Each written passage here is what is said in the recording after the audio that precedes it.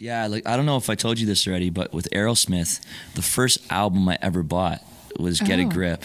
Oh. And the first concert I ever went to was Aerosmith in Fuel. I didn't even know who Fuel was at that point. So, I mean, I like Crazy, Amazing. I was singing that in my room all like loved it. So me too. When you guys actually got the opportunity to actually go on the road with Steven and like that must have been, did you ever get used to that? Like, I mean, I don't know. I'm weird with celebrities. I only just see them as people. So I don't really get off on, and I had gone through a lot of that like LA celebrity lifestyle after Rockstar and during and stuff, Rockstar. So I was kind of used to it. But as far as playing with him, there were moments where like Andrew and I would turn together when he'd go like, and we'd be like, oh my God.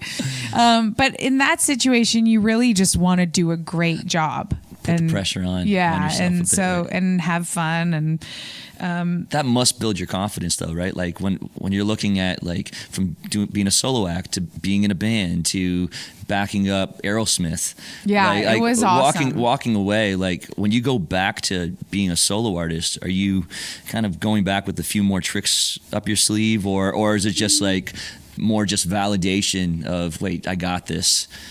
I don't know. I feel like in my older years, I'm just pretty like even as far as that goes. I've always just looked at it like, here's an example is I see it all the same, but it's as how much fun I'm having. So if I'm playing in front of like 10,000 people, or if I'm playing at a bar in front of 100, the crowd doesn't matter. So the perfect example was I sang backup for Pink for a tour in 2007, I think it was. And during that time, I had my first album ready to go. And I had gone through this rigmarole of having to I had owned it, I guess, essentially, but I hadn't been back to Canada. I didn't have a record deal yet. I just had this album and I was on tour with her.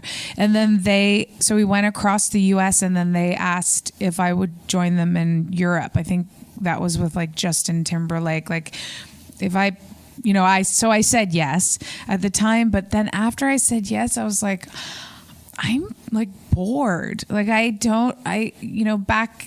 backups is okay, but I find it quite boring. I think a lot of looking back or trying to analyze that is because I think when I do things with my voice, that's like what gets me off. Like on stage, I'll do a run or I'll hit this note and hold it for a long. And isn't that funny? It's kind of the simplest thing, but it's what fills me with that joy, I guess. I think it could be lacking expression where it's like, okay, well, I got to hit these harmonies. Yeah, and it has to be exact. It's total Groundhog Day. I found that a little bit when I did We Will Rock You Too, but I enjoyed it for what it was. But with the Pink thing, I stewed over it for, I forget, it was like a month, and I'm the worst I'm a Libra, so it's hard for me to like commit.